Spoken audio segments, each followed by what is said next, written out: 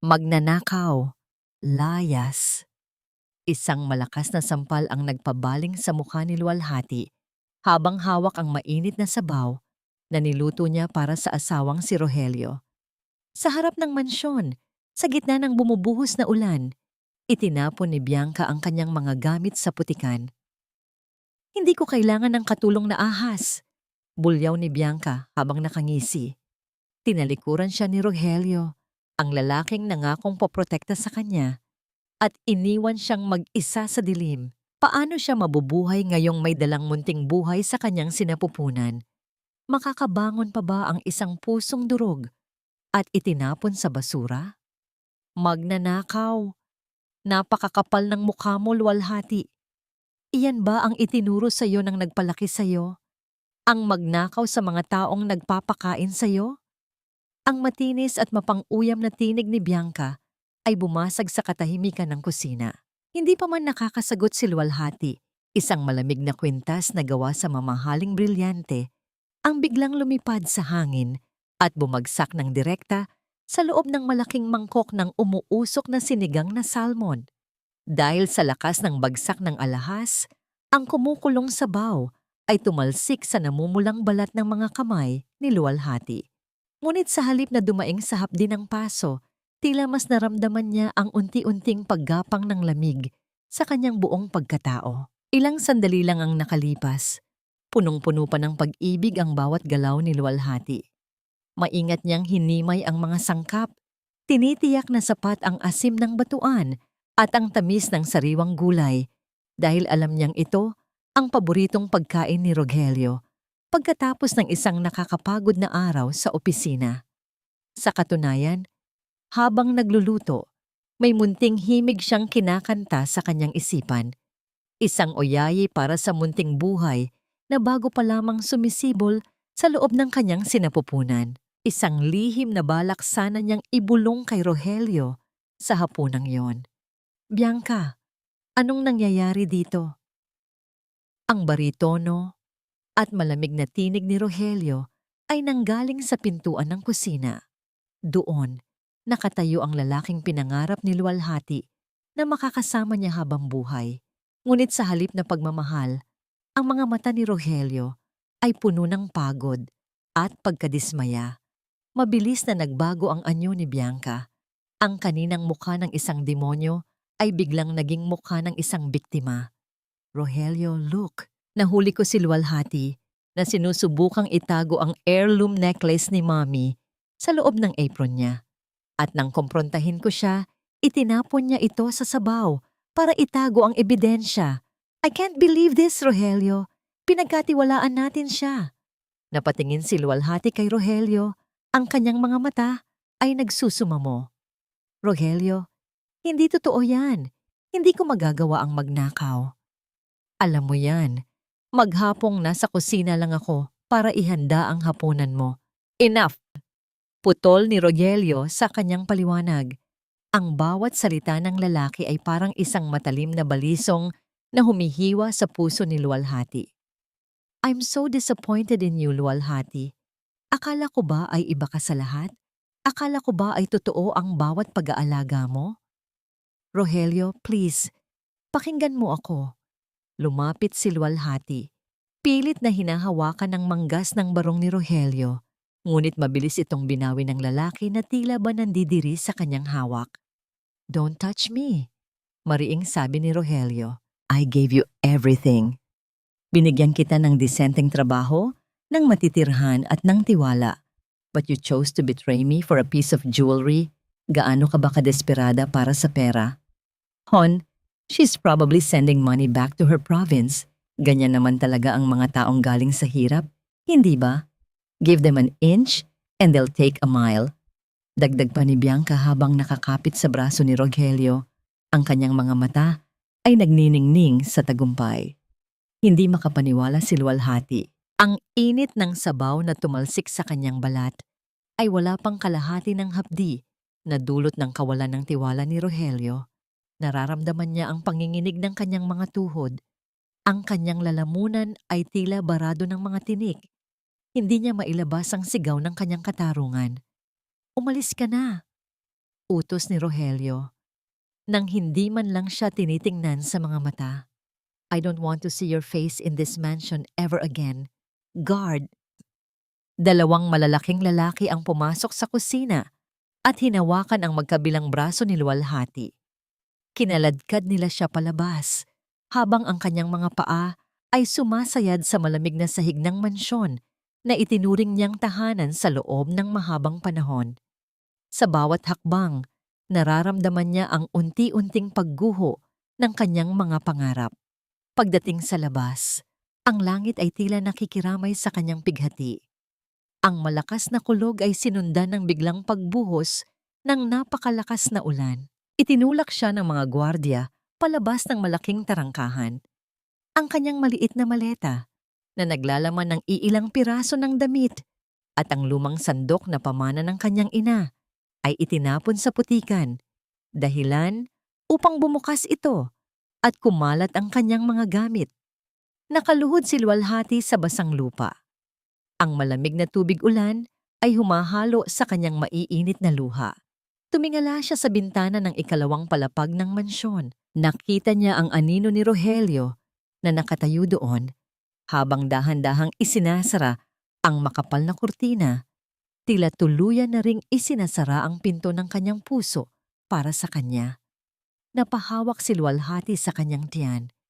Nararamdaman niya ang isang mahinang pintig sa loob. Isang munting paalala na hindi siya pwedeng sumuko.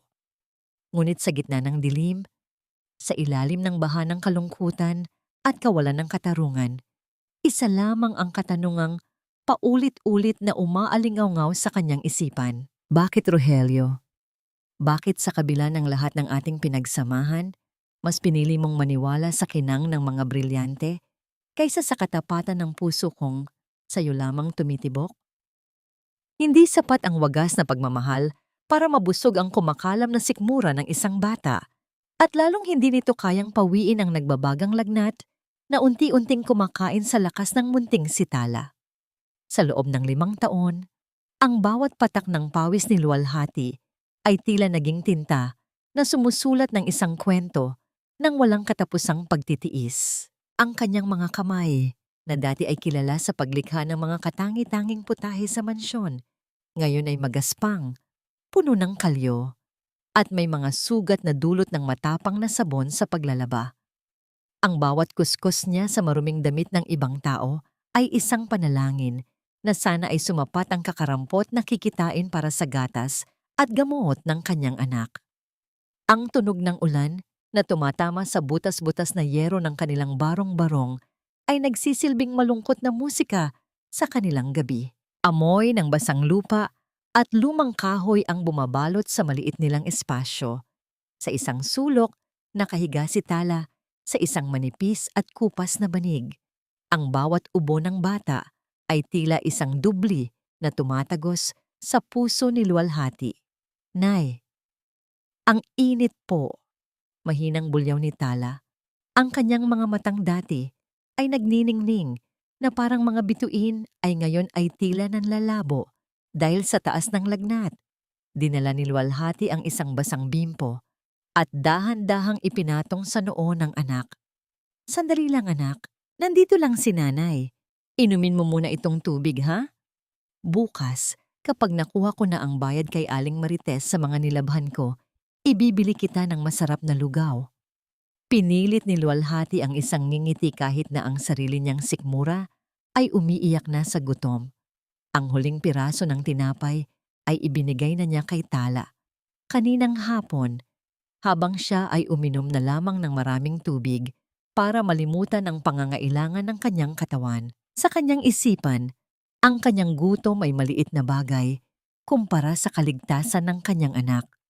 Ang kaisa-isang kayamanan na iniwan sa kanya ng tadhana pagkatapos siyang itaboy ng mundong kanyang pinaglingkuran. Ngunit ang katahimikan ng gabi ay biglang binalot ng isang malakas na katok sa kanilang pinto. Ang bawat hampas sa marupok na kahoy ay tila isang babala ng paparating na unos. Luwalhati, alam kong nandyan ka. Huwag mong subukang magpatay mali siya. Ang tinig ni Aling Marites, Ang kanilang matapobreng landlady ay umalingaw-ngaw sa buong eskinita. Dahan-dahang binuksan ni Luwalhati ang pinto. Ang kanyang muka ay puno ng pakiusap. Aling Marites, pasensya na po. Alam ko pong 3 buwan na ang utang ko sa renta. Pero nagkasakit po kasi si Tala. Ibinili ko po ng kaunting gamot ang dapat na ibabayad ko sa inyo. Wala akong pakialam sa mga drama mo sa buhay. Putol ni Aling Marites habang nakapamaywang. Ang kanyang mga mata ay nanlilisik sa galit. Lahat na lang kayong mga taga-probinsya, pare-pareho ang linya. Akala mo naman ay kung sinong disente. Iyon pala ay isang babaeng walang asawa na may anak sa pagkakasala. Huwag mo akong madala-dala sa paawa effect mo. Aling Marites, pakiusap po. Kahit hanggang bukas lang, maawa po kayo sa anak ko. Mataas po ang lagnat niya. Pagsusuma mo ni Luwalhati, halos lumuhod na siya sa harap ng matandang babae. Maawa? At sino ang maaawa sa akin? Hindi pwedeng thank you lang ang pambayad ko sa kuryente at tubig. Mag-impake ka na ngayon din. Kung hindi ka lalabas sa loob ng 10 minuto, ako mismo ang magtatapon ng mga basahan mo sa labas. Walang nagawa si Luwalhati, kundi ang pumasok muli at yakapin ang nanginginig na si Tala. Sa gitna ng dilim, hinanap niya ang kanyang lumang maleta, ang parehong maleta na dala niya noong gabing itaboy siya ni Rogelio. Sa loob nito, nandoon pa rin ang sirang sandok. Ang tanging bagay na nagpapaalala sa kanya na dati siyang may dangal, na dati siyang may pangarap. Dahan-dahan niyang binuhat si Tala. Kahit na ang sarili niyang mga binti ay tila bibigay na dahil sa panghihina. Bawat hakbang niya palabas ng barong-barong ay parang pagtapak sa mga bubog. Ang mga kapitbahay ay nakasilip sa kanilang mga bintana. Ang ilan ay may awa sa mga mata, ngunit mas marami ang nagbubulungan tungkol sa kanyang kinasadlakan. Paglabas nila sa kalsada, ang sikat ng buwan ay nagbibigay ng maputlang liwanag sa kanilang daan. Walang matuluyan, walang pera, at ang tanging bitbit ay isang batang tila na ubusan na ng hininga. Nay, saan po tayo pupunta? Bulong ni Tala. Ang kanyang tinig ay tila isang huling hiling. Huwag kang mag-alala, anak. Maglalakad lang tayo. May mahahanap din tayong masisilungan, sagot ni Luwalhati. Kahit na hindi niya alam kung saan siya kukuha ng lakas. Ngunit bago pa man sila makarating sa dulo ng kalsada, naramdaman ni Luwalhati ang biglang pagbigat ng katawan ni Tala. Ang maliit na ulo ng bata ay lumaylay sa kanyang balikat. Tala? Tala anak? Gising! Sigaw ni Luwalhati, ngunit walang sagot ang bata. Ang katawan ni Tala ay tila naging isang malamig na bato sa kanyang mga bisig. Sa gitna ng mataong kalsada ng Maynila, sa ilalim ng mga ilaw na tila nagmamasid lamang sa kanyang paghihirap, napaluhod si Luwalhati. Ang kanyang tinig, na matagal nang kinulong ng pagtitiis, ay tuluyan ng kumawala sa isang sigaw ng desperasyon na tila nagagaling sa kaibuturan ng kanyang kaluluwa. Luwalhati? Ang pangalang iyon ay parang isang bulong mula sa isang kinalimutang libingan, isang multo na biglang nagpakita sa gitna ng nagbabagang init ng tanghali sa Maynila. Sa loob ng kanyang mamahaling sasakyan, kung saan ang malamig na bugso ng aircon ay tila isang pader na humahati sa kanya, at sa malupit na mundo sa labas, napatitig si Rogelio sa bintana. Ang kanyang puso, na akala niya ay naging kasing tigas na ng bato pagkatapos ng hiwalayan nila ni Bianca, ay biglang kumitig ng marahas. Doon, sa gilid ng mausok at maingay na kalsada, nakita niya ang isang babaeng nakaluhod sa mainit na semento. Ang kanyang suot na kupas na duster ay punong-puno ng mantsa at alikabok. Ang kanyang buhok na dati ay mahaba at malasutla ay ngayon ay tuyot at gulo-gulo. Ngunit kahit nakatalikod, agad na nakilala ni Rogelio ang anyo ng babaeng iyon. Pamilyar sa kanya ang hugis ng mga balikat na minsan ay naging bahagi ng tahimik nilang mga gabi noon. Nakatayo ang babae na tila maingat na sumisilong sa hangin. Yakap ang isang maliit na bata na nakahiga sa kanyang kandungan. Mahinang nakapikit ang bata at tila pagod na pagod. Maingat siyang inaasikaso ng babae na para bang ginagawa ang lahat upang mapanatili siyang kalmado at ligtas. Sir Rogelio, may problema po ba? Malilate na po tayo sa meeting sa port. Tanong ng kanyang driver, ngunit hindi ito narinig ni Rogelio. Dali-dali niyang binuksan ang pinto ng sasakyan. Ang init ng kalsada ay agad na sumalubong sa kanya, kasabay ng amoy ng krudo at alikabok. Ngunit wala siyang pakialam. Ang bawat hakbang niya patungo sa babae ay parang paglalakad sa isang panaginip na puno ng pagsisisi. Luwalhati, ikaw ba yan? Ang kanyang boses ay nanginginig. Halos hindi mailabas sa kanyang lalamunan. Dahan-dahang nag-angat ng tingin ang babae. Ang kanyang mga mata, na dati ay puno ng liwanag at pag-asa, ngayon ay tila dalawang malalim na balon ng pighati at takot. Nang makilala niya ang lalaking nasa harap niya, ang kanyang buong katawan ay tila naging yelo sa gitna ng init ng araw. Huwag po, huwag niyo kaming saktan, bulong ni Luwalhati. Ang kanyang boses ay basag at puno ng trauma. Sinubukan niyang iurong ang kanyang katawan, lalong ipinupulupot ang kanyang mga braso sa bata. Tila ba si Rogelio ay isang halimaw na daragit sa kanila. Luwalhati, it's me. It's Rogelio. Lumuhod ang lalaki sa maruming semento. Hindi inaalintana ang kanyang mamahaling suit na nadidikitan ng dumi. Ano ang nangyari sa'yo? Bakit ganito ang kalagayan niyo? Umalis ka na, Rogelio. Wala na kaming kailangan sa'yo. Hindi ba't itinapon mo na kami sa basura 5 taon na ang nakalilipas? Ang bawat salita ni Luwalhati ay tila isang sampal sa mukha ni Rogelio. Ngunit bago pa man makasagot ang lalaki, isang mahinang daing ang nanggaling sa bata. Nay, ang sakit po ng ulo ko. Nay. Doon lamang napansin ni Rogelio ang bata. Ang maliit na mukha nito ay may pagkakahawig sa kanyang sariling mga katangian. Ang hugis ng ilong, ang kurbada ng noo. Ang bata ay nag-aapoy sa lagnat. May sakit ang bata. Luwalhati, kailangan niya ng ospital. Pilit na inabot ni Rogelio ang bata, ngunit lalong humigpit ang hawak ni Luwalhati. Huwag mong hahawakan ang anak ko. Wala kang karapatan sa kanya. Sigaw ni Luwalhati. Ang kanyang mga mata ay nag-aapoy sa galit at desperasyon. Iniwan mo kami sa ulan. Hinayaan mo kaming mamatay sa gutom. Ngayon, hayaan mo kaming mamatay sa init ng araw. Huwag mo lang kaming pakialaman. Luwalhati, pakiusap. Para sa bata, mamatay siya kung hindi natin siya dadalhin sa doktor. Sa unang pagkakataon, sa loob ng maraming taon, naramdaman ni Rogelio ang tunay na takot.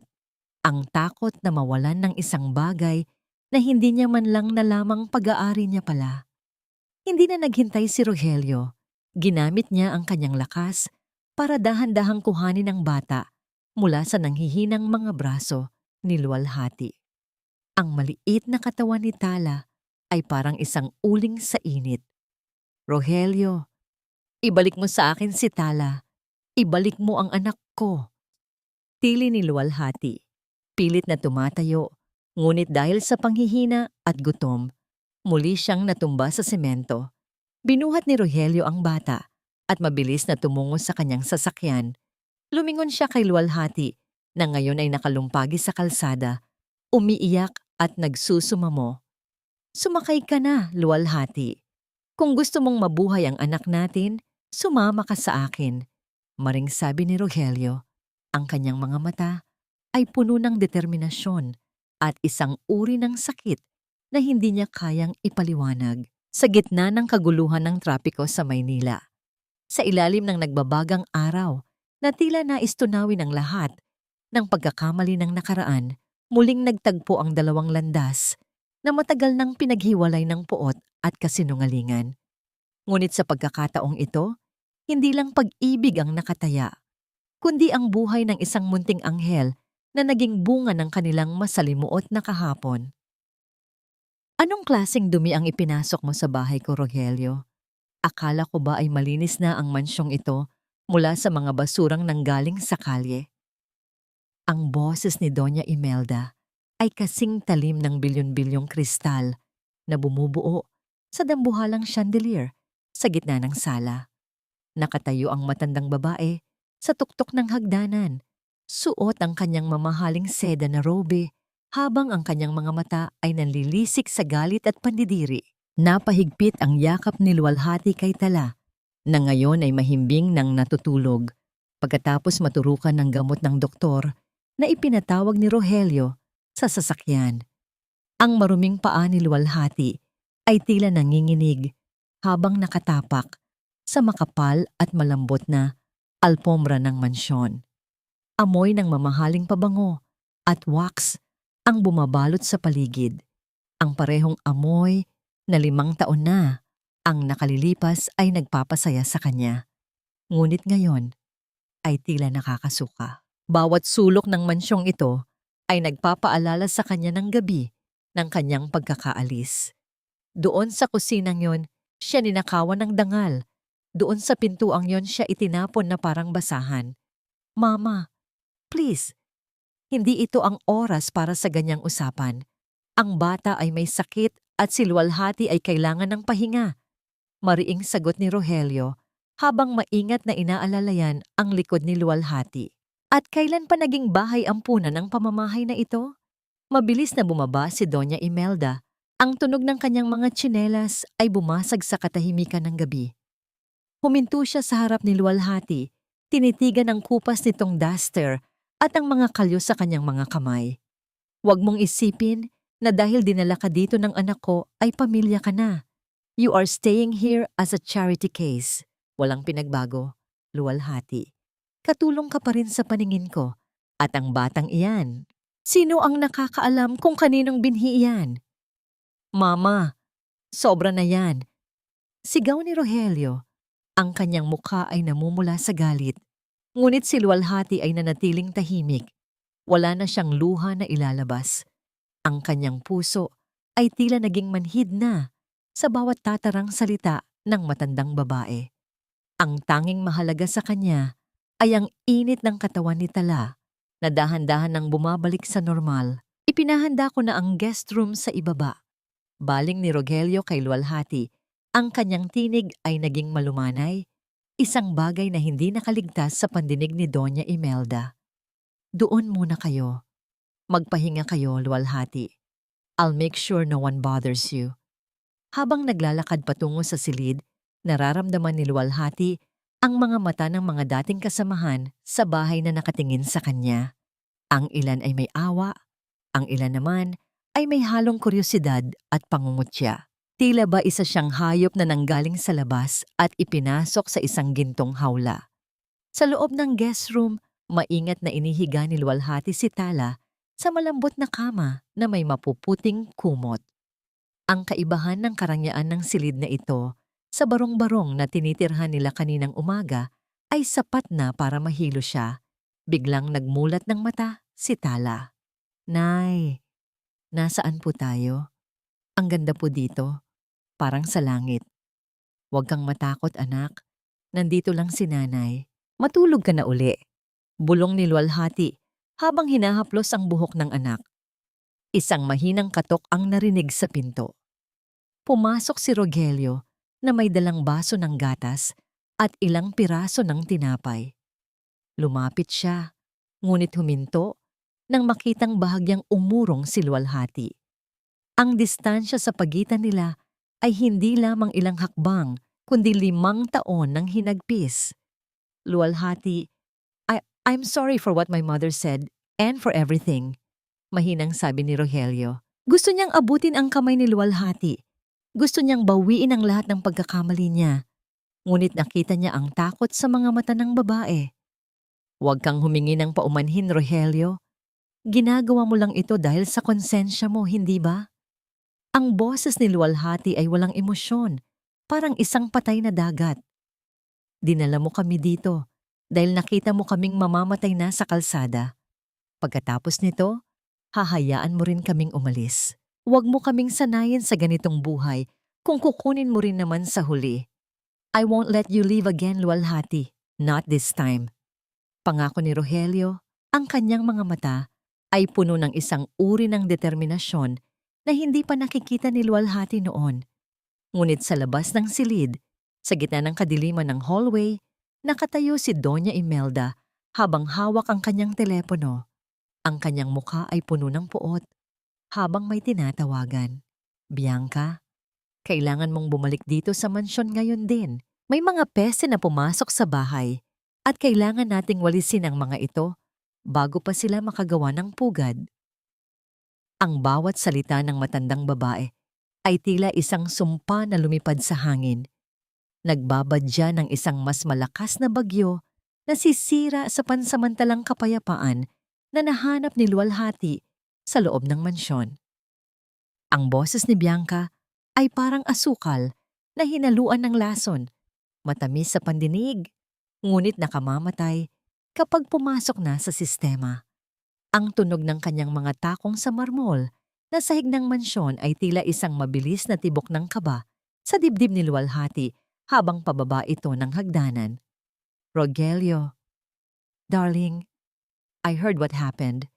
My goodness, I couldn't sleep thinking about that poor woman and her child.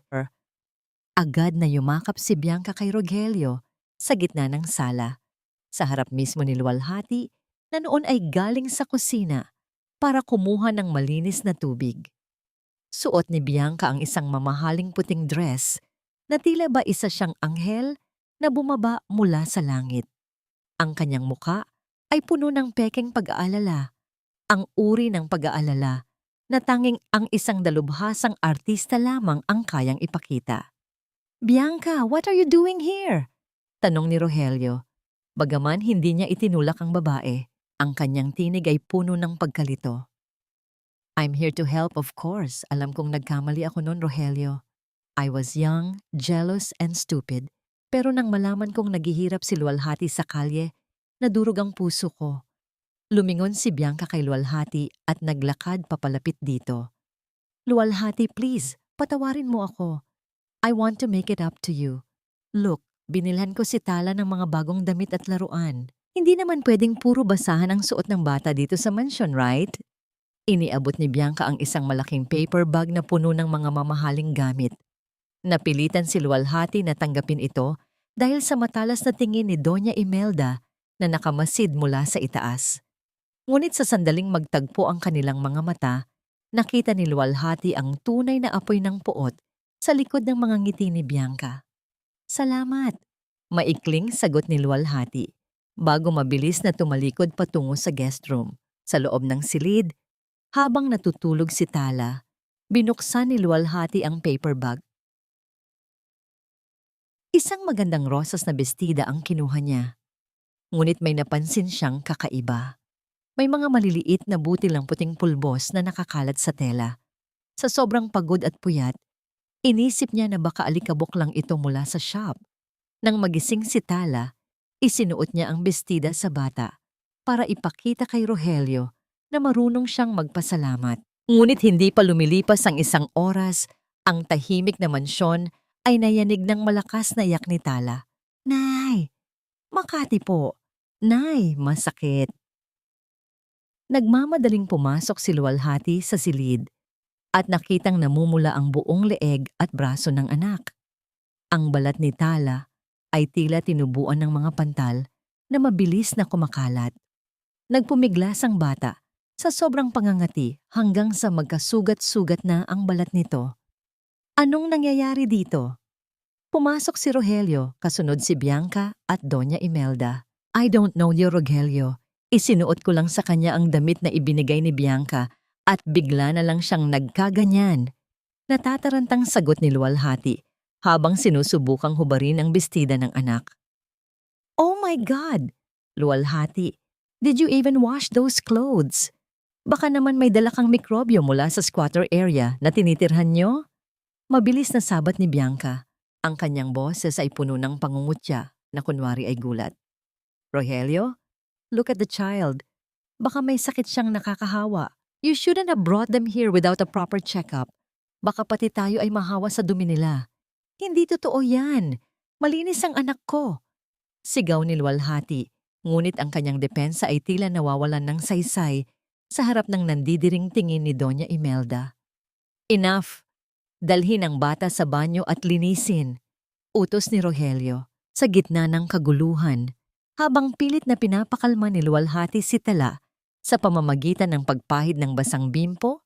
Lumabas siya sandali para ipagluto ang anak ng mainit na lugaw, ang tanging pagkaing alam niyang makakapagbigay ng ginhawa sa bata. Ang amoy ng ginisa na bawang at sariwang luya ay dahan-dahang bumalot sa kusina. Sa bawat ikot ng sandok ni luwalhati sa kaldero, nararamdaman niya ang unti-unting pagbabalik ng kanyang lakas. Ito ang kanyang teritoryo. Ito ang tanging lugar kung saan hindi siya pwedeng saktan ni Bianca. Ang init ng apoy at ang bango ng pagkain ay tila isang yakap mula sa kanyang yumaong ina.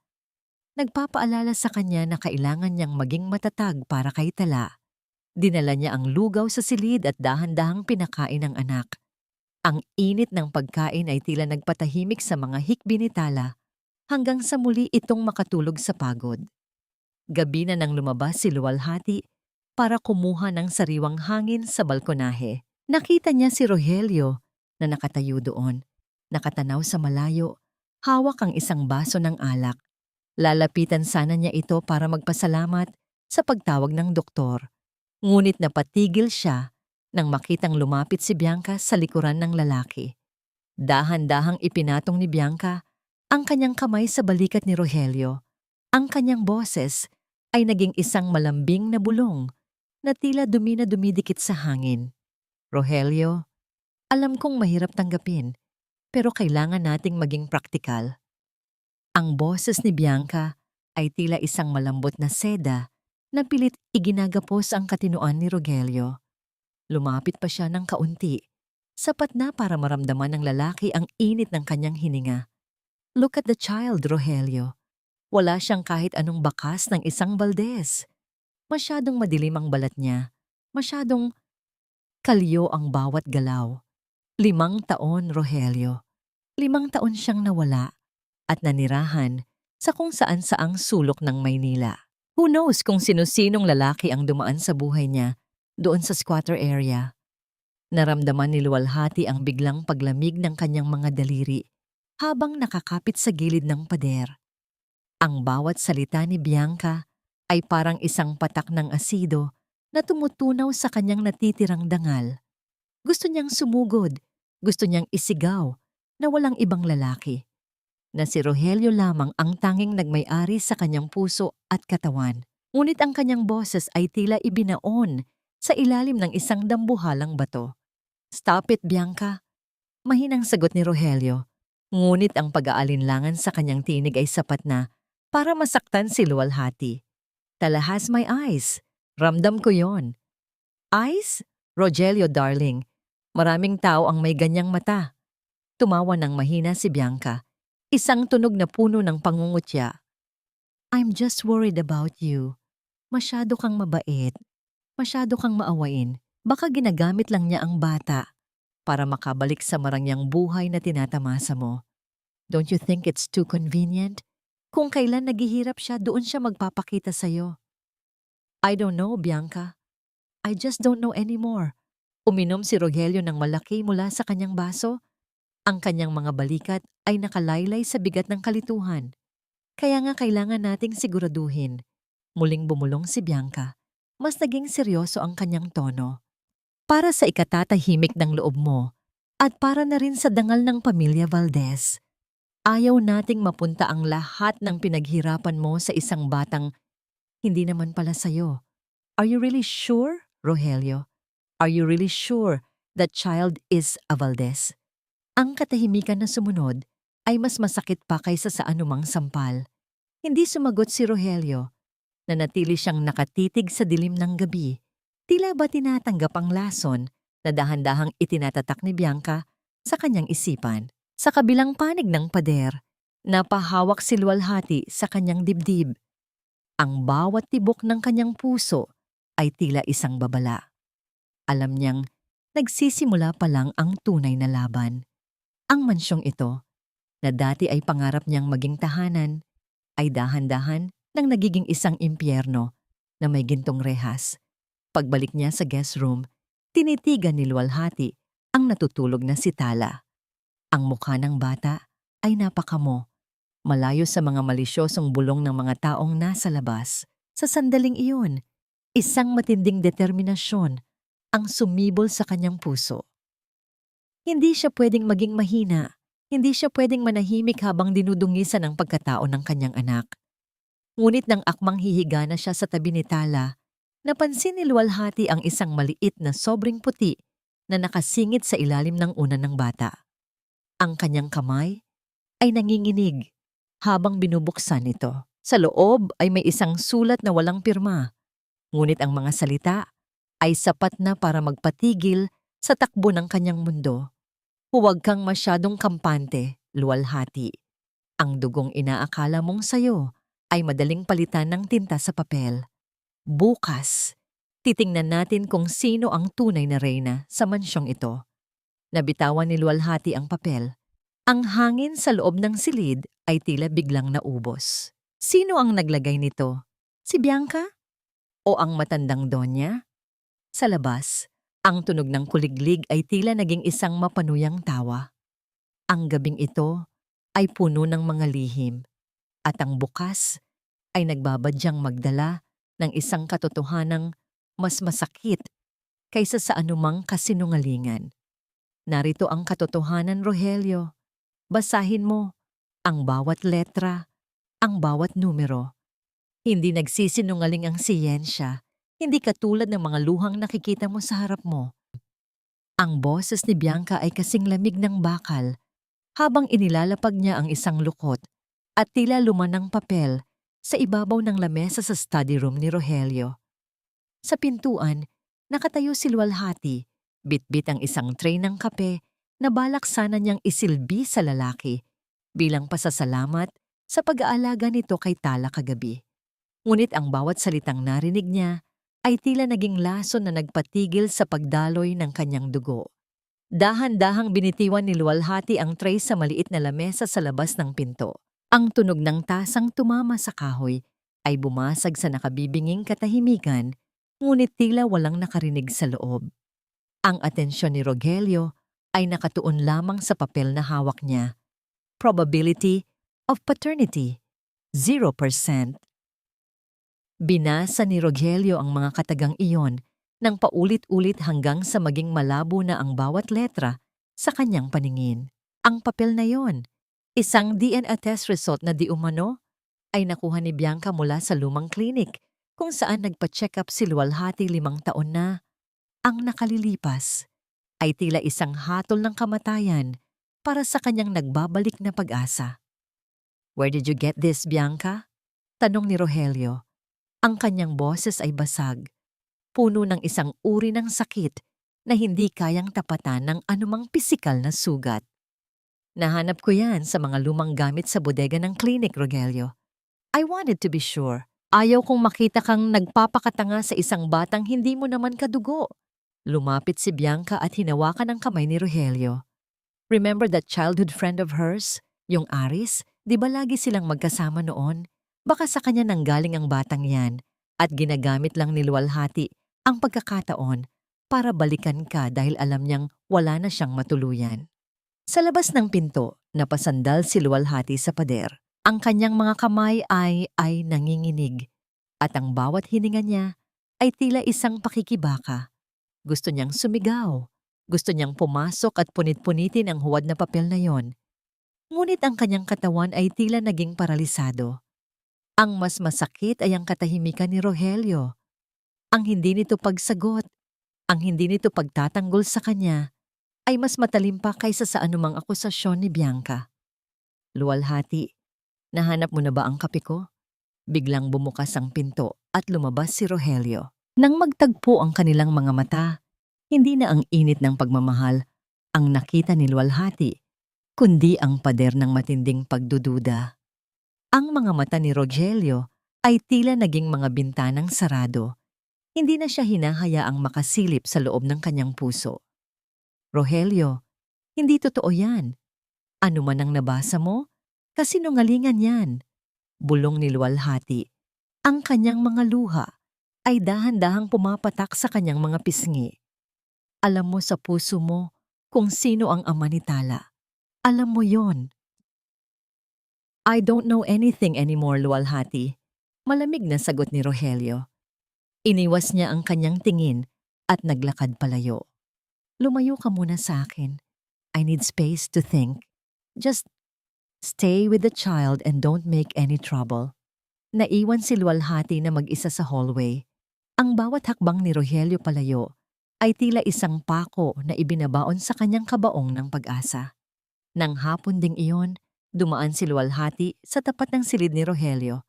Bahagyang nakabukas ang pinto. Nakita niya ang lalaki na nakaupo sa gilid ng kanyang kama. Hawak ang isang maliit na laruang sasakyan na pag-ari ni Tala. Tinititigan ni Rogelio ang laruan nang may halong pighati at galit. Ang kanyang mukha ay isang maskara ng pagdurusa.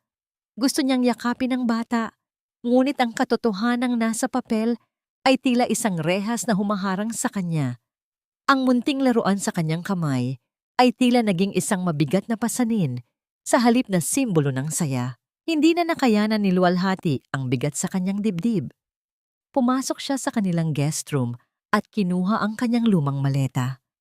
Hindi niya kayang manatili sa isang lugar kung saan ang kanyang katapatan ay pinagdududahan, kung saan ang kanyang anak ay itinuturing na isang pagkakamali. Nay, alis na po ba tayo? Tanong ni Tala. Ang kanyang mga mata ay puno ng kuryosidad habang pinapanood ang ina na nagliligpit ng damit. Oo, anak, hindi tayo nababagay dito. May mas magandang lugar para sa atin. Sagot ni luwalhati habang pinapahid ang kanyang mga luha. Dali-dali silang lumabas ng silid, bitbit ang kanilang iilang gamit. Ngunit pagdating nila sa itaas ng dambuhalang hagdanan, humarang si Bianca. Nakasuot ito ng isang mapang-uyam na ngiti. Ang kanyang mga braso ay nakahalukip-kip sa kanyang dibdib. Leaving so soon, luwalhati. We haven't even started the real trial. Sabi ni Bianca, ang kanyang boses ay puno ng tagumpay. You think it's that easy to run away after deceiving a Valdez? Haharapin mo ang ginawa mo at sisiguraduhin kong wala ka nang babalikang kahit ano pagkatapos nito. Tabi, Bianca. Wala na kaming pakialam sa yaman nyo. Ibibigay ko sa iyo ang mansyong ito. Pero huwag mong idadamay ang anak ko. Matapang na sagot ni luwalhati, ngunit ang kanyang boses ay nanginginig pa rin. The child? You mean the little bastard? Tawa ni Bianca, isang tunog na tila mga bubog na bumabagsak sa sahig. Don't worry, luwalhati. Hindi pa tayo tapos. Actually, I have a little surprise for both of you tonight. Isang sorpresang hinding-hindi nyo malilimutan. Biglang naramdaman ni luwalhati ang isang kakaibang kilabot sa kanyang batok. Ang mga mata ni Bianca ay tila nanlilisik sa isang plano na hindi pa niya lubos na nauunawaan. Sa labas, ang langit ay dahan-dahang nagdidilim at ang hangin ay tila bumubulong ng isang panganib na paparating. Ang kadiliman sa labas ng mansyon ay tila isang dambuhalang hayop na naghihintay lamang ng tamang pagkakataon para manila. Sa ilalim ng malalaking puno ng acacia sa malawak na hardin, ang bawat anino ay tila humihinga, nagmamasid sa bawat galaw ni luwalhati habang bitbit ang kanyang maleta at ang munting kamay ni Tala. Plano sana ni luwalhati na dumaan sa likurang tarangkahan, ang lagusan ng mga tauhan na madalas ay hindi gaanong binabantayan. Ngunit sa bawat hakbang niya sa tuyong damo, nararamdaman niya ang isang kakaibang bigat sa hangin. Ang mga kuliglig na dati ay maingay, ay tila biglang natahimik, isang babala na hindi niya binigyang pansin dahil sa kagustuhang makalayo sa mapanghusgang mga mata ni Rogelio. Nay, bakit po tayo nagtatago? Diba sabi niyo po, ang mga magnanakaw lang ang nagtatago? Mahinang tanong ni Tala. Ang kanyang boses ay tila isang kristal na bumasag sa katahimikan ng gabi. Hindi tayo nagtatago, anak. Naglalakad lang tayo patungo sa ating bagong buhay. Bulong ni luwalhati habang pilit na pinapakalma ang kanyang nanginginig na puso. Ngunit bago pa man sila makarating sa gate, isang mabilis na paggalaw mula sa likuran ng mga halaman ang nagpagulantang sa kanila. Isang lalaking nakasuot ng itim na jacket at may takip sa mukha ang biglang dinaluhong ang paslit. Bago pa man makasigaw si luwalhati, isang malaki at magaspang na kamay ang tumakip sa munting bibig ni Tala. Bitawan mo ang anak ko! Tulong! Magnanakaw! Sigaw ni luwalhati. Ang kanyang boses ay pumailan lang sa buong hardin. Sinubukan niyang sugurin ang lalaki, hinampas niya ito ng kanyang maleta. Kinalmot ang mga braso nito, ngunit mas malakas ang kalaban. Isang malakas na tulak ang nagpabagsak kay luwalhati sa matigas na semento ng fountain.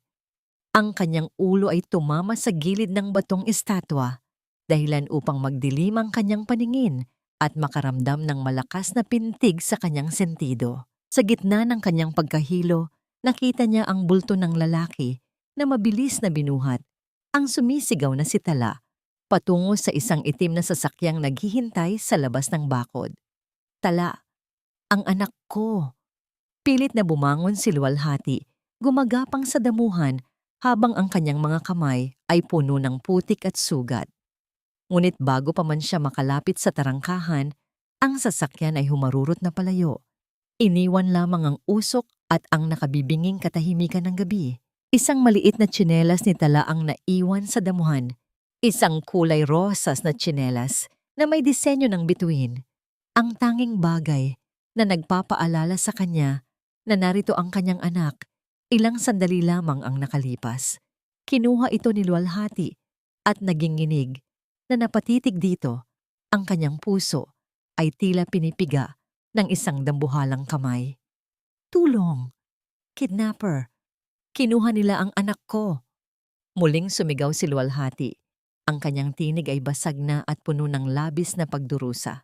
Biglang bumukas ang lahat ng ilaw sa hardin at ang mga gwardiya ay nagtakbuhan patungo sa kanya.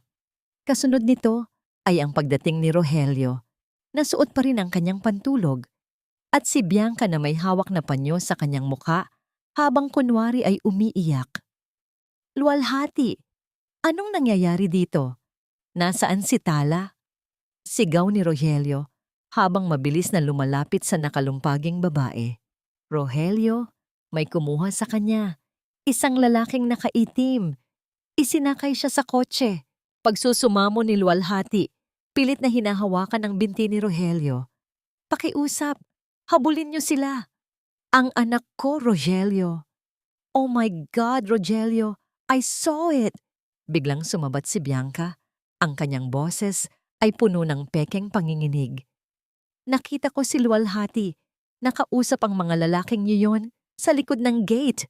I tried to stop her, look! Ipinakita ni Bianca ang isang maliit na kalmot sa kanyang braso, na siya mismo ang gumawa gamit ang kanyang sariling mga kuko kanina. Ipinasa niya ang bata sa kanila, Rogelio. She's selling the child. Sinabi ko na sa'yo, kailangan niya ng pera para makaalis dito. Hindi totoo yan. Sinungaling ka, Bianca. Tili ni luwalhati. Ang kanyang mga mata ay nanlilisik sa galit. Rogelio, huwag kang maniwala sa kanya. Siya ang may gawa nito. Nakita ko siya sa hallway kanina. Enough? Ang boses ni Rogelio ay tila isang kulog na nagpatahimik sa buong paligid. Ang kanyang mga mata, na dati ay puno ng pag-aalinlangan, ngayon ay puno na ng purong puot. Tinitigan niya ang bukas na maleta ni luwalhati, ang mga gamit na nakakalat sa lupa, at ang perang nakuha niya di umano mula sa transaksyon, isang bundle ng pera na palihim na itinapon ni Bianca sa tabi ng maleta ni luwalhati. Habang nagkakagulo ang lahat, isang malakas na sampal ang dumapo sa pisngi ni luwalhati. Sa lakas nito, muli siyang napasubsob sa damuhan. Ang lasa ng dugo ay agad na humalo sa kanyang mga luha. Nasaan ang anak ko? Anong ginawa mo sa kanya? Ang boses ni Rogelio ay nangangalit na sa galit. I thought you loved that child, pero pati ang sarili mong dugo at laman, ipinagpalit mo sa pera para lang makapaghiganti sa akin? Rogelio, hindi ko magagawa yon. Anak ko si Tala. Bulong ni Luwalhati. Ang kanyang tinig ay halos hindi na marinig dahil sa tindi ng sakit, hindi sa pisngi, kundi sa kanyang kaluluwa. Huwag mo nang tawaging anak ang batang yan. Wala kang karapatan. Binuhat ni Rogelio ang bundle ng pera at itinapon ito sa mukha ni Luwalhati. Iyan ang gusto mo, di ba? Pera? Iyan ang kabayaran sa pagtataksil mo. Pero sisiguraduhin ko, Luwalhati, kapag may nangyaring masama kay Tala, hinding-hindi ka makakalabas ng kulungan habang buhay. Tumalikod si Rogelio at mabilis na pumasok sa loob para tawagan ang mga pulis habang si Bianca ay nanatili sa tabi ni Luwalhati. Yumuko si Bianca. Sapat na para siya lang ang makarinig ng kanyang bulong. Sabi ko sa iyo, Luwalhati, walang puwang ang basura sa mansyong ito. Enjoy your last few minutes of freedom dahil pagkatapos nito, ang tanging makikita mo na lang ay ang rehas ng bilangguan. Naiwan si Luwalhati na mag-isa sa dilim ng hardin, yakap ang isang tsinelas ni Tala. Ang ulan ay dahan-dahang pumatak mula sa langit, tila nakikiramay sa isang ina na nawalan ng anak, nawalan ng dangal, at ngayon ay nawalan na rin ng dahilan para mabuhay. Sa gitna ng kanyang pag-iisa, isang katanungan ang pilit na gumagapang sa kanyang isipan. Paano niya maililigtas ang kanyang anak kung ang buong mundo ay nakatingin sa kanya bilang isang kriminal? Umalis ka sa paningin ko, Luwalhati. Hindi ko na alam kung tao ka pa ba o isang halimaw na nagsuot lamang ng balat ng isang ina. Ang huling mga salitang iyon ni Rogelio ay tila mas masakit pa kaysa sa sampal na nag-iwan ng lasa ng dugo sa bibig ni Luwalhati. Habang ang lahat ay nagkakagulo sa loob ng mansyon para tumawag ng mga awtoridad, naiwan si Luwalhati na nakalubog sa putikan ng hardin. Ang ulan ay hindi na lamang basta tubig na nanggagaling sa langit. Ito ay naging parang milyon-milyong karayom na tumutusok sa kanyang sugatang balat at sa kanyang nagdurugong puso. Nanginginig ang kanyang mga daliri habang hinihigpitan ang hawak sa tanging tsinelas ni Tala. Ang kanyang paningin ay nanlalabo, hindi lamang dahil sa ulan at luha, kundi dahil sa matinding pintig sa kanyang sentido kung saan tumama ang kanyang ulo sa bato. Sa bawat tibok ng kanyang puso, tila naririnig niya ang boses ni Tala na tumatawag sa kanya, humihingi ng tulong mula sa isang lugar na hindi niya maabot. Isang pares ng mga sapatos ang huminto sa kanyang harapan. Inasahan ni Luwalhati na ito ay isa sa mga gwardiya na kakaladkad sa kanya patungo sa kulungan. Ngunit ang isang mainit at malambot na jacket ang biglang bumalot sa kanyang mga balikat. Luwalhati, tumayo ka riyan. Hindi ito ang oras para sumuko. Ang boses na yon ay pamilyar, malumanay, puno ng malasakit at walang halong pagdududa. Iniangat ni Luwalhati ang kanyang muka at nakita ang nag-aalalang mga mata ni Dr. Aris. Ang doktor ng pamilya Valdez na matagal na niyang kaibigan mula pa noong nagtatrabaho siya sa mansyon ay nakaluhod sa putikan sa tabi niya. Aris, ang anak ko, kinuha nila si Tala. Bulong ni Luwalhati bago siya tuluyang mawalan ng lakas at mapahilig sa dibdib ng doktor. Dali-daling binuhat ni Aris si Luwalhati at dinala ito sa kanyang sasakyan na nakaparada sa laban ng tarangkahan. Sa loob ng sasakyan, kung saan ang tanging tunog ay ang banayad na pag-andar ng makina at ang pag-agos ng tubig sa bintana, maingat na nilinis ni Aris ang sugat sa noo ni Luwalhati. Aris, kailangan kong hanapin si Tala. Pinagbintangan ako ni Rogelio. Naniniwala siya kay Bianca. Umiiyak na sabi ni Luwalhati habang sinusubukang bumangon. Alam ko, Luwalhati, nakita ko ang lahat mula sa malayo. Seryosong sabi ni Aris habang hawak ang isang lumang cellphone. Matagal na akong may hinala kay Bianca. Noong 5 taon na ang nakalilipas bago ka pa itaboy ni Rogelio Lumapit sa akin si Bianca. Inutusan niya akong gumawa ng pekeng medical record na nagsasabing baog ka at hindi ka maaaring magbuntis. Nang tumanggi ako, humanap siya ng ibang paraan para sirain ka. Napatigil si Luwalhati. Ang kanyang paghinga ay tila naging isang mabilis na kaba. Ano? Ibig mong sabihin, noon pa man ay pinaplano na niya ang lahat? Higit pa doon, Luwalhati. Pagpapatuloy ni Aris, ang kanyang tinig ay puno ng galit sa kawalang katarungang nasasaksihan. Bago ako pumunta rito, may natanggap akong impormasyon mula sa isang nurse sa dati niyang klinik. Hindi si Luwalhati ang baog, kundi si Bianca. Hinding-hindi siya magkakaanak, kaya ganoon na lamang ang galit niya nang malaman niyang nagdadalang tao ka kay Rogelio. At yung DNA test na ipinakita niya, isang malaking kasinungalingan iyon. May hawak akong ebidensya na ginamit niya ang kanyang koneksyon para palitan ang pangalan sa mga dokumento. Bakit, Aris? Bakit ngayon mo lang sinabi sa akin? Tanong ni Luwalhati. Ang kanyang boses ay puno ng pait. Dahil ngayon ko lang nakuha ang matibay na patunay, Luwalhati. At dahil alam kong nasa panganib si Tala, inabot ni Aris ang cellphone sa kanya. May nakakita sa sasakyang kumuha sa bata. Isang lumang van na pagmamay-ari ng pamilya ni Bianca. Dinala nila si Tala sa lumang warehouse sa labas ng lungsod. Ang pag-asa ay tila isang maliit na ningas ng kandila na biglang sumindi sa gitna ng madilim na bagyo sa puso ni Luwalhati. Ang kanyang takot ay napalitan ng isang uri ng tapang na tanging isang ina lamang ang nakakaalam. Ang bawat sugat sa kanyang katawan ay tila naging manhid na. Ang tanging nararamdaman na niya ay ang matinding kagustuhang mailigtas ang kanyang anak.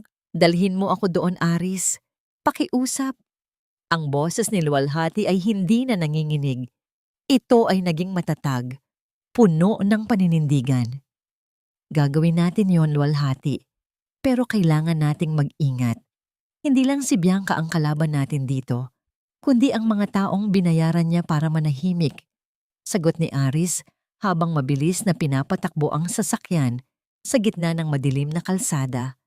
Habang binabaybay nila ang daan patungo sa kuta ng kaaway, napatitig si Luwalhati sa labas ng bintana. Ang mga ilaw ng lungsod ay tila mga bituin na dahan-dahang nagpapakita pagkatapos ng ulan. Sa kanyang isipan, isa lamang ang pangakong kanyang binibitiwan. Tala, hintayin mo si nanay. Walang bagyo, walang yaman, at walang kasinungalingan ang makakapaghiwalay sa atin muli. Ngunit sa gitna ng kanilang pagmamadali, napansin ni Aris ang isang itim na sasakyan na kanina pa nakabuntot sa kanila. Sa bawat liko nila, naroon din ito, tila isang anino na hindi sila hinahayaang makatakas. Ang panganib ay hindi pa natatapos. Ito ay nagsisimula pa lamang lumalim. Ang amoy ng kalawang at luma ng kahoy ay sumalubong kay Luwalhati nang dahan-dahan niyang itulak ang mabigat na pintong bakal ng bodega. Sa loob, ang tanging nagbibigay ng liwanag ay ang isang bumbilyang kumukurap-kurap sa gitna ng malawak at madilim na espasyo. Ang bawat hakbang niya sa maalikabok na sahig ay tila isang malakas na pintig ng kaba sa kanyang dibdib. Tala, anak? Nasaan ka? Ang boses ni Luwalhati ay isang basag na bulong, puno ng takot, ngunit may halong determinasyon. Isang matinis na tawa ang bumasag sa katahimikan mula sa madilim na sulok. Lumabas si Bianca, suot pa rin ang kanyang mamahaling bestida na ngayon ay may dumi na ng alikabok. Ngunit ang kanyang mukha ay puno ng isang uri ng kasiyahang nakakatakot. Sa tabi niya, nakatali sa isang lumang silya, ay ang munting si Tala na may busal sa bibig. Huwag kang lalapit, Luwalhati. Isang hakbang mo pa at sisiguraduhin kong hinding-hindi mo na makikitang dilat ang mga mata ng batang ito. Bulyaw ni Bianca habang hawak ang isang matalim na gunting na itinututok niya sa direksyon ng bata. Bianca, pakiusap. Kunin mo na ang lahat. Ang yaman, ang mansyon, kahit si Rogelio. Ibibigay mo lang sa akin ang anak ko. Pagmamakaawa ni luwalhati, ang kanyang mga kamay ay nakataas. Bilang tanda ng pagsuko, ang lahat, luwalhati, nakuha ko na ang lahat. Pero bakit hanggang ngayon, pakiramdam ko ay ikaw pa rin ang panalo? Ang mga mata ni Bianca ay nanlilisik sa inggit. Lahat ng pera ko, lahat ng ganda ko, walang saysay dahil sa batang yan. 5 taon akong nagpanggap na buntis, 5 taon akong nagbayad ng mga doktor para lang hindi malaman ni Rogelio na baog ako. At ikaw, isang hamak na katulong, nakuha mo ang tanging bagay na hinding-hindi ko mabibigay sa kanya. Hindi kasalanan ni Tala ang pagkakamali niyo ni Rogelio, Bianca. Palayain mo siya! Sigaw ni luwalhati. Ang kanyang mga luha ay muling pumatak. Hindi ko siya mapapalaya dahil siya ang ebidensya ng pagkatalo ko. Tumawa ng malakas si Bianca. Isang tunog na tila mga bubog na nagbabagsakan sa sahig. Kaya ko pinapalitan ng DNA results.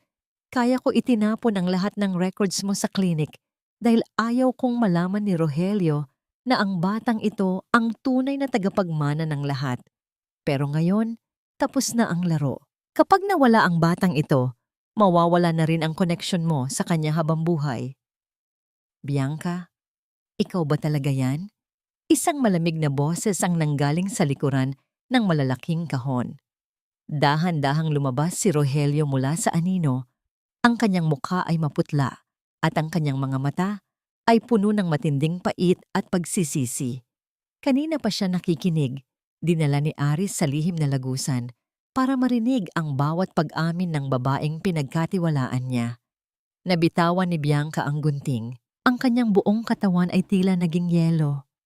Rogelio, darling, hindi ito ang inaakala mo. I was just protecting us. Protecting us? O pinoprotektahan mo ang mga kasinungalingan mo? Lumapit si Rogelio, ang bawat hakbang niya ay tila isang paghatol. Narinig ko ang lahat, Bianca.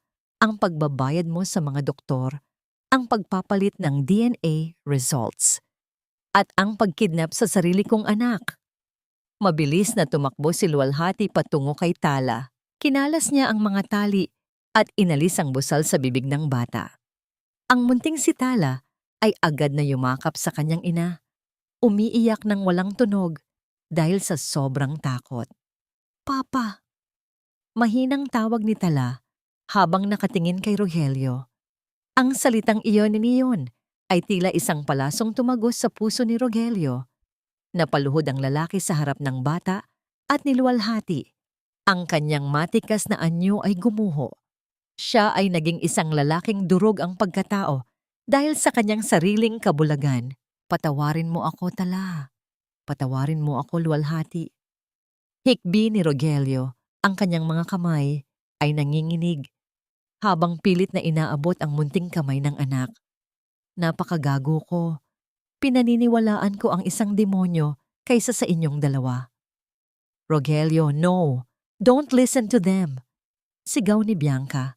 Ang kanyang katinuan ay tila tuluyan ng kumawala. Nakita niya ang isang matalim na piraso ng bakal sa sahig. Sa gitna ng kanyang desperasyon, mabilis niya itong pinulot at sumugod patungo kay luwalhati, na noon ay nakatalikod habang yakap si Tala. Kung hindi ka mapapa sa akin, Rogelio, sisiguraduhin kong wala ring matitira para sa iyo. Isang malakas na sigaw ang umalingaw-ngaw sa loob ng bodega, habang ang anino ni Bianca ay mabilis na lumapit sa mag-ina. Ang matinis na sigaw ni Bianca ay tila isang matalas na kuko na kumakalmot sa katahimikan ng madilim na bodega. Sa isang iglap, ang binaluktot na piraso ng bakal ay nagniningning sa ilalim ng malamlam na ilaw habang mabilis itong bumubulusok patungo sa likuran ni luwalhati. Ngunit bago pa man ito tuluyang bumaon sa laman ng babae, isang malaking bulto ang humarang, si Rogelio. Ang tunog ng bakal na tumama sa matigas na balat at buto ay naging isang mapurol na kalabog sa gitna ng silid. Isang mahabang ungol ng sakit ang kumawala sa mga labi ni Rogelio habang dahan-dahang siyang napaluhod sa pagitan ni Bianca at ng mag-ina. Ang kanyang braso na ginamit niyang pananggalang ay agad na nabalot ng malapot at mainit na dugo na dahan-dahang tumutulo at gumuguhit sa maruming semento. Rogelio, tili ni Bianca. Ang kanyang mga mata ay nanlalaki sa takot habang binitawan ang duguang bakal. Ang kanyang katinuan ay tuluyan ng gumuho nang makitang ang lalaking pinakaaasam niyang pag-arian ay siya mismong nasaktan niya. Sa labas, ang nakakasilaw na asul at pulang ilaw ng mga sasakyan ng pulis ay dahan-dahang nagpipinta sa mga dingding ng bodega. Ang tunog ng mga yabag ng sapatos na tumatakbo sa labas at ang malakas na pagbukas ng dambuhalang pintong bakal ay nagsilbing hudyat ng katapusan ng malupit na laro ni Bianca. Huwag kayong lalapit. Akin si Rogelio. Akin siya. Sigaw ni Bianca habang pilit na niyayakap ang dugo ang braso ng lalaki. Ngunit mabilis siyang nailayo ng mga awtoridad. Ang bawat padyak at sigaw ni Bianca ay tila isang mapanuyang tawa ng tadhana. Ang reyna ng mansyon ay kinaladkad palabas na parang isang basahan. Ang kanyang marangyang bestida ay punong-puno na ngayon ng putik at kahihiyan. Nanatiling nakaluhod si Rogelio sa harap ni luwalhati. Ang kanyang mukha ay maputla, hindi lamang dahil sa nawawalang dugo, kundi dahil sa bigat ng pagsisisi na tila mas masakit pa kaysa sa anumang sugat. Tumingala siya kay luwalhati. Ang kanyang mga mata ay nagsusumamo ng isang bagay na alam niyang hindi niya karapat-dapat makuha. Luwalhati, si Tala, ligtas ba ang anak natin? Mahinang tanong ni Rogelio. Ang boses niya ay nanginginig sa hirap. Hindi sumagot si luwalhati. Ang kanyang mga kamay ay mahigpit pa ring nakayakap kay Tala. Tila ba kapag binitiwan niya ito ay muli itong lalaho sa dilim. Tinitigan niya si Rogelio, ang lalaking minahal niya ng buong puso, ang lalaking tumalikod sa kanya sa gitna ng bagyo, at ang lalaking namo ngayon ay duguan sa harap niya. Ligtas kami, Rogelio, pero hindi dahil sa iyo. Ang boses ni luwalhati ay malamig, walang bakas ng awa. Ligtas kami dahil sa wakas. Ang katotohanan ang mismong humila sa amin palabas sa impyernong ginawa mo. Patawarin mo ako. Luwalhati, pakiusap. Hayaan mo akong bumawi sa inyo. Hikbi ni Rogelio. Ang kanyang noo ay sumasayad na sa semento habang pilit na humihingi ng kapatawaran. Ang sugat sa braso mo ay gagaling, Rogelio. Pero ang sugat sa puso ko at ang 5 taong pangungulila ni Tala sa isang ama, hindi iyon kayang gamutin ng kahit anong gamot o salita. Tumayo si luwalhati habang karga ang natutulog na si Tala. Bawat hakbang niya palayo kay Rogelio ay tila isang dambuhalang pader na itinatayo sa pagitan nila. Huwag mong isipin na dahil iniligtas mo kami ngayon ay burado na ang lahat. Ang tiwala ay parang salamin, Rogelio. Kapag nabasag, kahit anong pandikit ang gamitin mo, mananatili ang mga lamat. Sa labas ng bodega, ang ulan ay dahan-dahang humuhupa. Tila binabanlawan ang lahat ng puot at kasinungalingan ng gabing iyon. Inalalaya ni Aris si luwalhati patungo sa sasakyan, habang si Rogelio ay iniwan sa pangangalaga ng mga medik. Ang kanyang mga mata ay nanatiling nakatitig sa papalayong anino ng mag-ina. Ngunit ang kapayapaan ay tila mailap pa rin para sa kanila.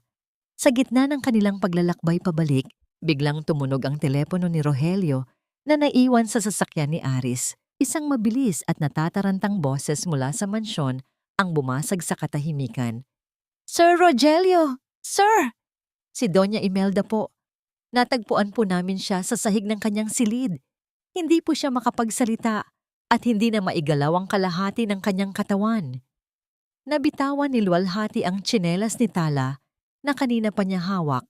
Ang balitang yon ay tila isang huling hampas ng tadhana. Ang mansyong puno ng tinik ay muling nayanig.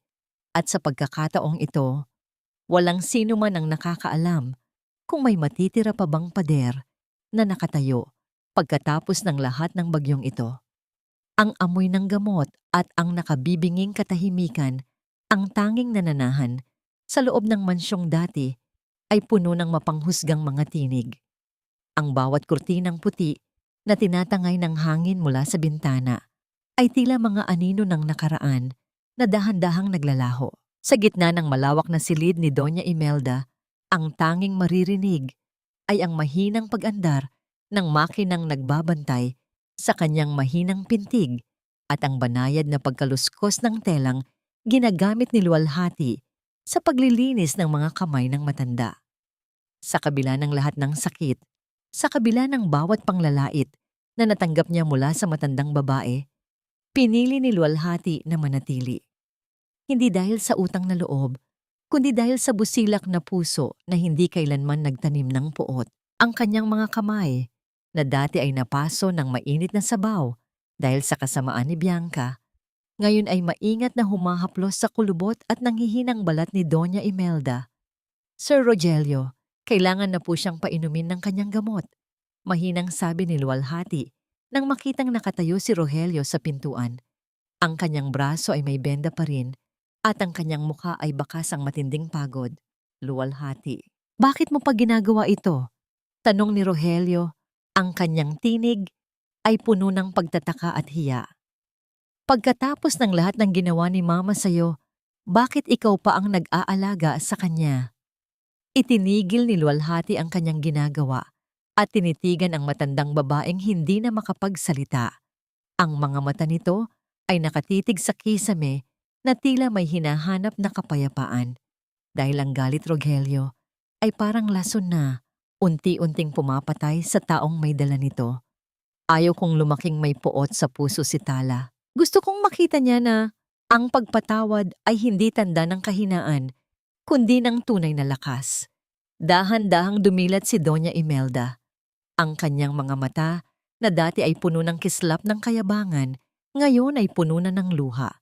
Isang mahinang ungol ang kumawala sa kanyang mga labi, isang pilit na pagtatangka na bumuo ng salita na hindi niya magawa. Ang kanyang kanang kamay, na bahagyang naigagalaw pa, ay dahan-dahang gumapang patungo sa kamay ni luwalhati. Nang magdampi ang kanilang mga balat, isang matinding emosyon ang bumalot sa silid. Ang mahigpit na pagkakahawak ni Doña Imelda sa kamay ni luwalhati ay sapat na para maunawaan ang lahat ng hindi masabi ng kanyang dila. Ang pagsisisi, ang paghingi ng tawad, at ang pasasalamat. Lola, ito po, drawing ko para sa inyo. Pumasok si Tala sa silid, bit-bit ang isang piraso ng papel na may guhit ng 3 taong magkakahawak kamay sa ilalim ng isang malaking araw. Lumapit ang bata at dahan-dahang ipinatong ang kanyang munting palad sa noo ng kanyang lola. Sa sandaling iyon, ang huling pader ng yelo sa puso ni Doña Imelda ay tuluyan ng natunaw. Isang malaking patak ng luha ang gumulong sa pisngi ng matanda habang pilit niyang tinititigan ang kanyang apo. Luwalhati, I realized how blind I was. Bulong ni Rogelio habang lumalapit sa kanyang pamilya. I spent 5 years building walls of ice around this mansion, not knowing that you were the only warmth we ever needed. I don't deserve your forgiveness, but please, give me a chance to show you that I can be the man you and Tala deserve. Hindi sumagot si luwalhati, ngunit ang kanyang pagyuko at ang bahagyang pagngiti sa gitna ng kanyang mga luha ay sapat na hudyat. Ang sugat ay malalim pa, at ang paghilom ay hindi mangyayari sa loob lamang ng isang gabi. Ngunit sa unang pagkakataon, ang hangin sa loob ng mansyon ay tila naging magaan. Luwalhati, may isang lugar akong gustong puntahan nating 3, pagpapatuloy ni Rogelio habang hinahawakan ang balikat ni luwalhati. Sa Palawan, doon sa dalampasigan, kung saan ang tanging maririnig natin ay ang bulong ng dagat at ang tawa ni Tala. Isang bagong simula, malayo sa lahat ng tinik ng mansyong ito. Sasama ba kayo sa akin? Tumingin si luwalhati kay Tala, na ngayon ay masayang nagkukwento sa kanyang lola kahit hindi ito sumasagot. Ang bawat sulyap ng bata ay puno ng pag-asa. Para sa bagong simula ni Tala Rogelio, sagot ni luwalhati, ang kanyang tinig ay puno ng paninindigan at isang uri ng kapayapaang matagal na niyang hinahanap. Ngunit habang naghahanda sila para sa kanilang paglalakbay, isang huling anino ng nakaraan ang tila nagbabadyang mag-iwan ng marka. Sa labas ng mansyon, isang itim na sasakyan ang huminto at isang lalaking nakauniporme ang bumaba. Bit-bit ang isang dokumento mula sa korte, ang huling hatol para kay Bianca na magbubukas ng mga sugat na akala nila ay tuluyan ng sarado. Ang langit ng Palawan sa oras ng dapit hapon ay tila isang dambuhalang canvas na pinipintahan ng mga kulay ng ginto, rosas at lila. Ang tunog ng banayad na alon na humahalik sa maputing buhangin ay nagsisilbing oyaye sa isang hapong puno ng kapayapaan. Malayo sa mausok na kalsada ng Maynila at sa malamig na pader ng mansyon, dito sa dalampasigan, ang bawat hininga ni Luwalhati ay tila mas malalim at mas malaya. Nakatayo si Luwalhati sa pampang, hinahayaan ang maligamgam na tubig dagat na dumampi sa kanyang mga paa. Suot niya ang isang simpleng puting bestida na tinatangay ng hanging dagat. Sa hindi kalayuan, nakikita niya si Tala na masayang nagtatakbo, hinahabol ang mga maliliit na alimango sa buhangin, habang si Doña Imelda ay nakaupo sa kanyang wheelchair, nakangiti habang pinapanood ang apo. Ang matanda ay dahan-dahan nang nakakabawi ng lakas at ang dati nitong matatalim na tingin ay napalitan na ng isang uri ng pagmamahal na tila ngayon lang nito nahanap. Luwalhati. Ang pamilyar na boses ni Rogelio ay nanggaling sa kanyang likuran. Dahan-dahan itong lumapit, suot ang isang linen na polo na nakabukas ang unang 2 butones. Ang bawat hakbang ng lalaki sa buhangin ay tila paglapit din sa isang bagong yugto ng kanilang buhay. Tumigil si Rogelio sa tabi ni Luwalhati. Kapwa sila nakatanaw sa papalubog na araw. Dito ko gustong magsimula tayong muli, mahinang sabi ni Rogelio. Ang kanyang boses ay hindi na ang boses ng isang bilyonaryong nag-uutos, kundi boses ng isang lalaking nahanap na ang kanyang tahanan. Sabi mo noon, ang tiwala ay parang salamin na kapag nabasag, mahirap nang buuin.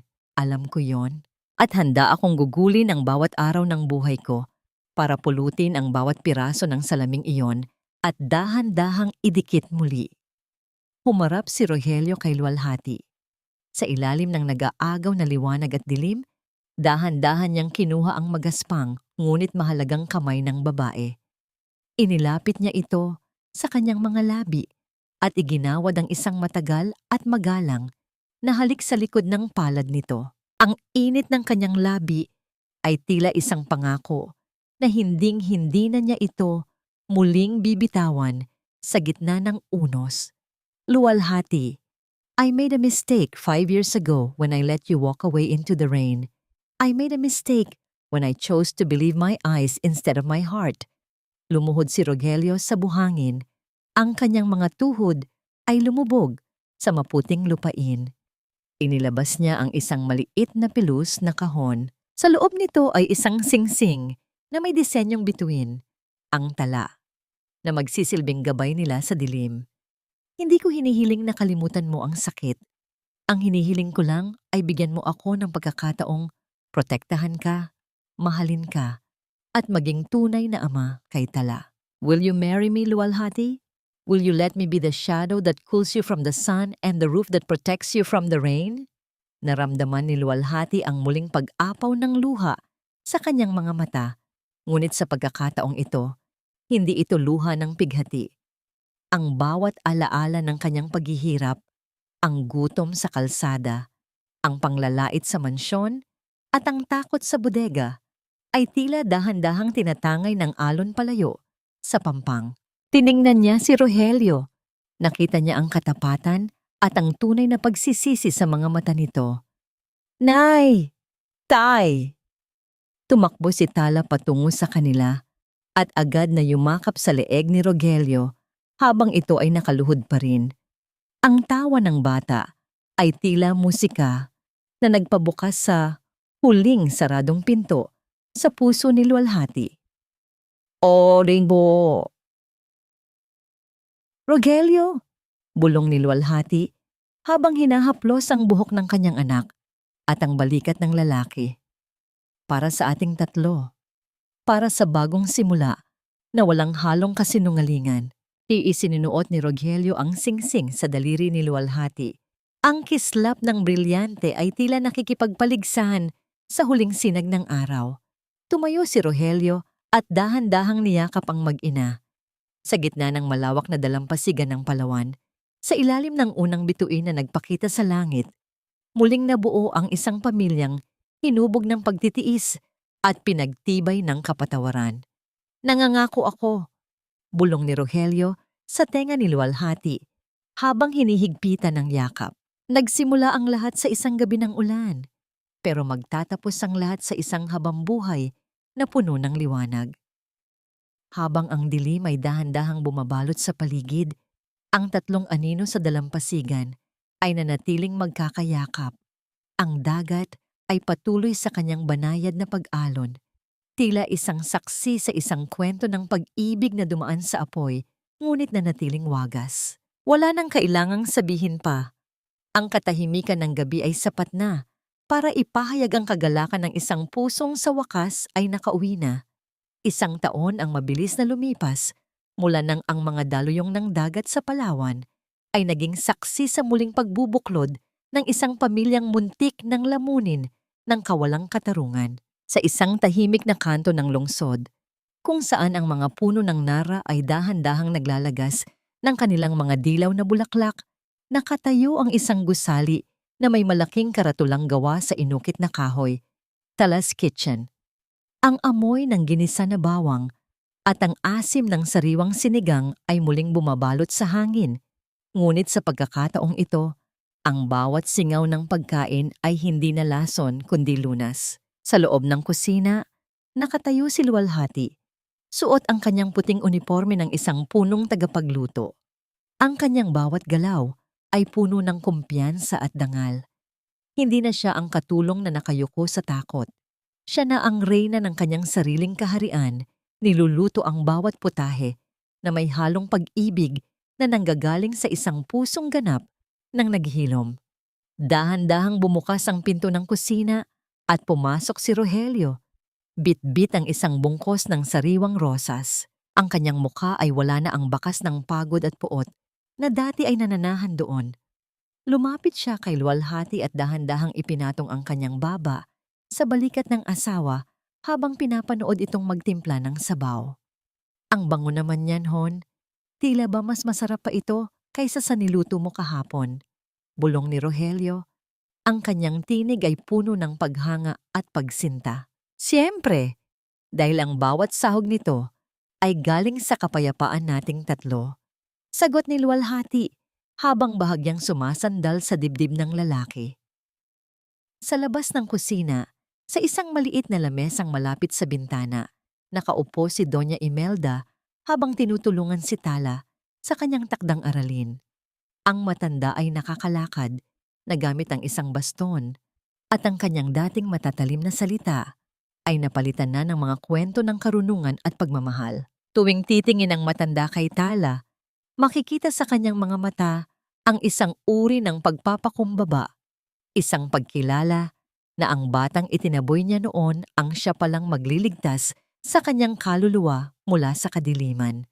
Ang balita tungkol kay Bianca ay naging isang malayo at malabong alaala na lamang. Ang huling hatol ng korte ay nagmando sa kanya na manatili sa loob ng isang pasilidad para sa mga may karamdaman sa isip, habang hinaharap ang kanyang mga kaso ng panloloko at kidnapping. Ang hustisya ay dahan-dahang gumiling, at ang bawat luhang pumatak mula sa mga mata ni Luwalhati noon ay tila binayaran na ng tadhana ng sapat at higit pa. Mama, Papa, halina po kayo. Gutom na po ako. Masayang sigaw ni Tala habang tumatakbo patungo sa kanila. Nagtipon-tipon ang pamilya sa gitnang lamesa ng restaurant bago ito buksan sa publiko. Habang hawak-hawak nila ang kamay ng isa't isa para sa isang panalangin, naramdaman ni Luwalhati ang isang kakaibang init sa kanyang palad. Ito ang init ng pagpapatawad. Isang pagpapatawad na hindi ibinigay dahil nakalimot siya, kundi dahil pinili niyang maging malaya mula sa bilangguan ng nakaraan. Nahanap na ba nila ang kapayapaan? Oo. Ang kapayapaang yon ay hindi ang kawalan ng problema, kundi ang kakayahang harapin ang anumang unos ng magkakasama. Ang sugat ni Luwalhati ay naging isang peklat na nagsisilbing medalya ng kanyang katatagan. Ang pagkakamali ni Rogelio ay naging isang leksyon na nagturo sa kanya kung paano tunay na magpahalaga sa mga bagay na hindi kayang bilhin ng salapi. Ang kwentong nagsimula sa isang gabi ng ulan, sa gitna ng putik at kahihiyan, ay nagtapos sa ilalim ng maliwanag na sikat ng araw sa loob ng isang kusinang puno ng tawa at amoy ng tagumpay. Natutunan ni Luwalhati na ang bawat patak ng ulan sa kanyang buhay ay kailangan pala upang diligan ang mga buto ng pag-asa na ngayon ay malalago ng puno. Tandaan mo, Tala, bulong ni Luwalhati sa kanyang anak habang pinagsisilbihan ito ng mainit na sabaw. Ang buhay ay parang pagluluto. Minsan ay maasim, minsan ay matabang, at minsan ay mapait. Pero basta't may kasama kang magmahal at marunong kang maghintay, sa huli, ang lasa ay palaging magiging matamis. Habang dahan-dahang lumulubog ang araw sa labas ng Tala's Kitchen, ang anino ng pamilyang Valdez ay nanatiling magkakadikit. Ang sining ng pagbangon ay hindi lamang tungkol sa pagtayo muli, kundi sa pagtayo ng may mas matibay na pundasyon. At sa bawat ngiti ni Luwalhati, napatunayan niya sa buong mundo na ang isang pusong marunong magmahal at magpatawad ay hinding-hindi kailanman magagapi ng anumang dilim. Ipagpapatuloy ng liwanag na ito ang paggabay sa bawat bukas na kanilang tatahakin, bit-bit ang aral ng nakaraan at ang pangako ng isang wagas na pag-ibig na kailanman ay hindi na muling maglalaho. Narito tayo sa dulo ng ating paglalakbay. At nais kong kuhanin ang pagkakataong ito upang magpasalamat sa inyo mula sa kaibuturan ng aking puso. Maraming salamat sa pagpapahiram ng inyong oras at sa pakikinig sa bawat pintig ng kwento ni Luwalhati. Sa bawat sandaling kasama ko kayong umiyak, magalit at muling umasa, naramdaman ko ang inyong pakikiramay na tila ba tayo ay magkakasama sa ilalim ng iisang bubong habang binabagtas ang unos. Habang sinusulat ko ang bawat kabanata, lalo na ang tagpo kung saan itinataboy si Luwalhati sa gitna ng malakas na ulan, hindi ko mapigilang maramdaman ang bigat sa aking dibdib. May mga pagkakataong kailangan kong tumigil sandali dahil ang sakit na nararamdaman ng aking mga karakter ay tila nagiging totoo sa aking sariling karanasan. Ang kwentong ito ay hindi lamang basta bunga ng imahinasyon. Ito ay hango sa mga totoong hibla ng buhay na nakikita ko sa aking paligid. Ang tibay ng mga ina, ang pagsisisi ng mga naligaw ng landas, at ang hindi matatawarang halaga ng dangal sa gitna ng kahirapan. Nais kong iwan sa inyo ang mensahe na ang bawat patak ng ulan sa ating buhay ay hindi naririto upang tayo ay lunurin, kundi upang diligan ang mga buto ng ating katatagan. Ang pagpapatawad ay hindi isang mabilis na desisyon, kundi isang mahaba at madalas ay masakit na proseso ng pagpili sa kapayapaan kaysa sa puot. Tulad ng isang maliit na ningas ng kandila sa gitna ng malakas na hangin, ang ating pag-asa ay kailangang protektahan ng ating pananampalataya at pagmamahal sa sarili. Bago tayo tuluyang magpaalam, may isang katanungan akong nais iwanan sa inyong mga puso. Sapat na ba ang taos-pusong pagsisisi at pagliligtas sa panganib upang mabura ang 5 taon ng pangungulila at paghihirap? Kung kayo ang nasa kalagayan ni Luwalhati, kaya niyo rin bang buksan muli ang pinto ng inyong puso para sa taong minsang naging dahilan ng inyong pagkawasak? Ibahagi ninyo ang inyong mga saloobin at damdamin sa ating comment section. Ang bawat boses ninyo ay mahalaga sa akin. Kung ang kwentong ito ay nag-iwan ng bakas sa inyong mga puso, pakiusap ay i-like at i-share ang ating video At huwag kalimutang mag-subscribe para sa marami pang mga kwentong aantig sa inyong kaluluwa. Hanggang sa muli nating pagkikita sa susunod na kabanata ng buhay. Lagi ninyong tandaan, pagkatapos ng pinakamahabang gabi, palaging may darating na umagang puno ng liwanag. Maraming salamat at pagpalain kayong lahat.